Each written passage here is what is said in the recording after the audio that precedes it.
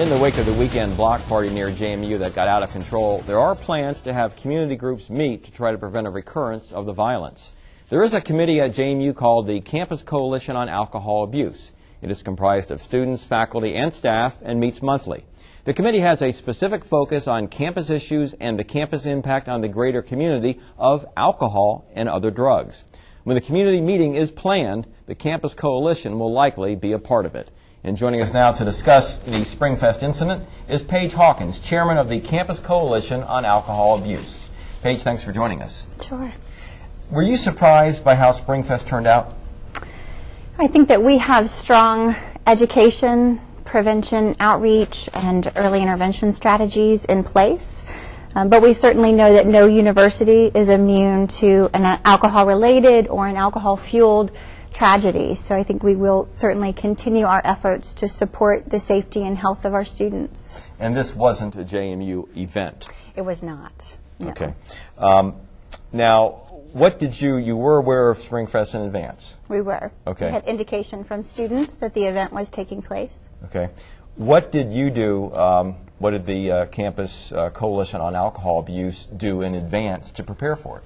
Well, for quite some time, the coalition has been dedicated to raising awareness within the community and creating collaborative partnerships from the JMU community and the Harrisonburg-Rockingham community. And so, as the coalition met the end of March, we certainly had conversations about SpringFest and tried to gauge the impact that it would have on our community.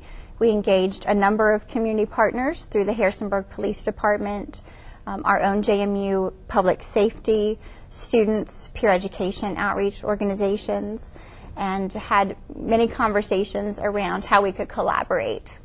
Some specific examples, I engaged with the student administrator of the Facebook social networking event page, requesting that he provide a list of protective strategies, numerous things that students could do to keep themselves and others safe and to prevent alcohol-related negative consequences.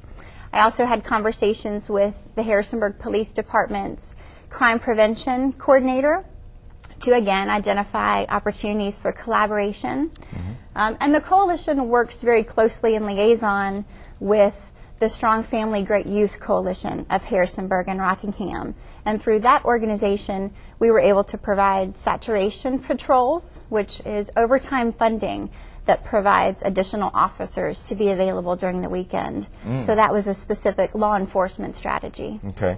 I believe you also engaged an ABC agent in talking to property managers? Yes, we sure did.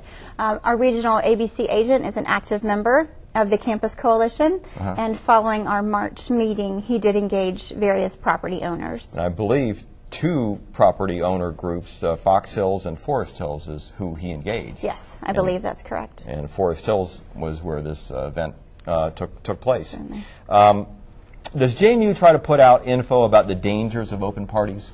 We have a comprehensive alcohol prevention plan, and we certainly do. I think one of our strongest liaisons is the Office of Judicial Affairs, JMU Public Safety, and the Harrisonburg Police Department. And so we do throughout the year, from the time that students are in their first year at JMU through their fourth year, we try as much as we can to make them aware of the negative consequences of high-risk alcohol use and to engage with them in effective risk management and protective strategies.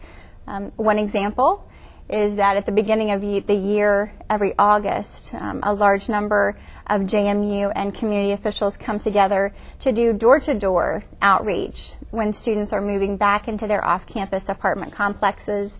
We have a moment to share with them our concerns about their safety, strategies for staying safe, and we remind them that anyone who's found responsible for a violation in the community can also come through the university's judicial system. Paige Hawkins, the chairman of the Campus Coalition on Alcohol Abuse, thanks for joining us. Thank you so much. And now let's send it back to Mel.